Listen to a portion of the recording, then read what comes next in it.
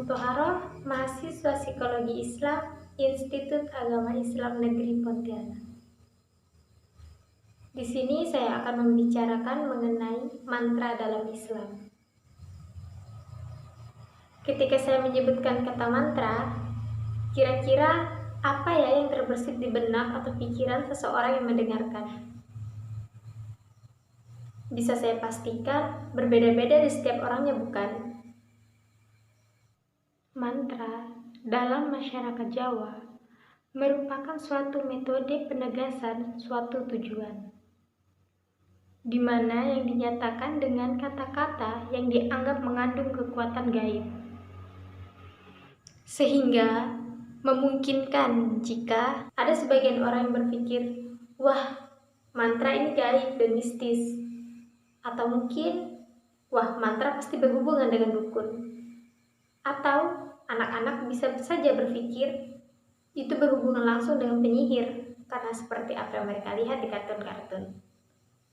Atau mungkin saja sebagian orang ada yang berpikir mantra ini sesuatu yang sangat diharamkan atau dilarang oleh Islam. Kalau menurut saya mungkin itu tidak benar. Hanya karena mantra sering digunakan oleh dukun ataupun penyihir yang sedikit bertentangan dengan Islam, maka kita menjadi tersugesti, wah, mantra haram nih, pasti dilarang oleh Islam. Saya rasa itu tidak, karena kita semua tahu setiap seseorang setelah mengucapkan mantra pasti terdapat di situ sebuah harapan yang ingin dia wujudkan dan berharap itu benar-benar terwujud. Contohnya, jika seseorang sedang sakit, maka seseorang akan mengucapkan mantra berharap setelahnya terdapat kesembuhan. Atau jika saat sedang bepergian jauh, seseorang akan mengucapkan mantra berharap mendapat perlindungan saat ia sedang di luar hingga ia kembali ke rumah dalam keadaan sehat walafiat. Jika dilihat-lihat, bukankah Islam juga demikian? Mungkin pada saat Islam belum masuk ke Nusantara, mantra itu sangat-sangat bertentangan dengan Islam, karena mereka berharap dan meminta kepada selain Allah. Akan tetapi, pada saat Islam telah masuk ke Nusantara, pengaruh Islam dalam mantra terungkap. Dengan digunakannya bahasa Arab yang oleh khalayak umum diidentikan dengan agama Islam. Oleh karena itu, mungkin di sini mantra dapat kita samakan dengan doa, karena pada dasarnya mantra sama dengan doa, yaitu sama-sama kita ucapkan dan kita baca, berharap terkabulkannya apa yang kita harapkan. Akan tetapi dalam Islam jelas kepada siapa kita berharap dan meminta, yaitu hanya kepada Allah Subhanahu wa Ta'ala.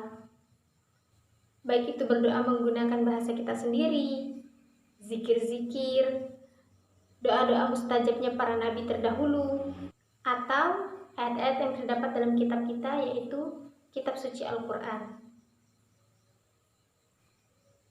Contohnya, kita yang membaca surah Al-Waqiah pada saat selesai sholat subuh, karena berharap keesokan paginya dapat dimurahkannya rezeki. Seperti yang kita ketahui, surah Al-Waqiah itu terdapat doa di mana untuk kita meminta kepada Allah Subhanahu wa Ta'ala untuk dimurahkan rezeki. Atau ketika kita hendak keluar rumah, maka kita akan membaca doa keluar rumah dan ayat kursi, karena mengharapkan perlindungan dari Allah Subhanahu wa Ta'ala saat kita tidak berada di rumah. Bahkan rumah yang kita tinggalkan pun terlindungi. Tidak hanya itu, bahkan beberapa daerah di Indonesia memiliki tradisi atau kebudayaan di mana membaca mantra itu dapat mewujudkan apa yang mereka harapkan. Contohnya di daerah saya, terdapat kebiasaan di mana jika ada anak-anak yang sangat nakal, bahkan ia sulit untuk menerima pelajaran, maka Orang tua mereka akan membawa anak-anak mereka itu ke tetua untuk dimintai air terang hati, di mana tradisi ini hanya bisa dilakukan setiap malam Jumat. Para tetua akan membacakan mantra atau doa yang mereka anggap mustajab untuk menerangi hati anak-anak dari dalam ayat-ayat suci Al-Quran ataupun doa-doa mustajabnya para nabi terdahulu. Doa Nabi Yunus alaihi salam misalnya. Salah satu mantra atau doa yang saya ketahui sering digunakan untuk meminta air terang hati, yaitu berbunyi Robbi srohli sodri wa yassirli amri wahlul 'uqdatam min lisani yafqahu qawli. Para tetua tersebut akan meniupkannya ke kepala sang anak dan ke air minum yang dikhususkan untuk air terang hati. Air tersebut yang telah dibacakan hanya akan diminum oleh anak yang meminta.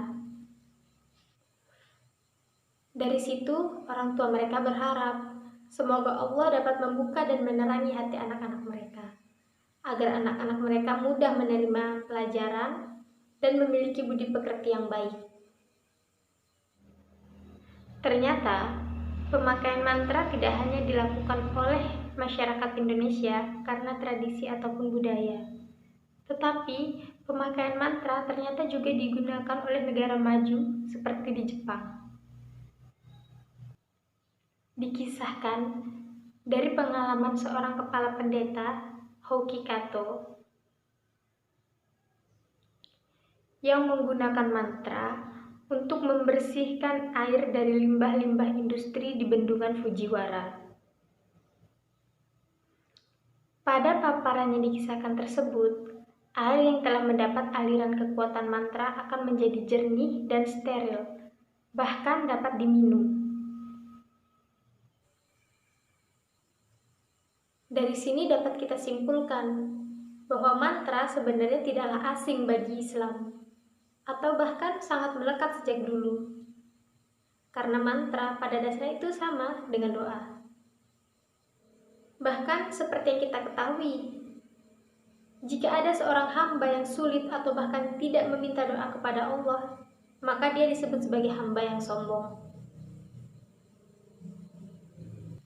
Mantra tidak akan haram jadinya jika kita meminta hanya kepada Allah dan dilakukan sesuai dengan syariat Islam. Tapi beda jadinya, mantra akan menjadi haram jika kita meminta dan berharap kepada selain Allah dan melalui perantara yang menyesatkan dan menjauhkan kita dari Allah Subhanahu wa Ta'ala. Oleh karena itu, mantra tidak haram bukan jadinya? Mungkin sekian yang dapat saya sampaikan. Kurang dan lebihnya saya mohon maaf. Sekian dari saya. Wabillahi taufiq wal hidayah. Wassalamualaikum warahmatullahi wabarakatuh.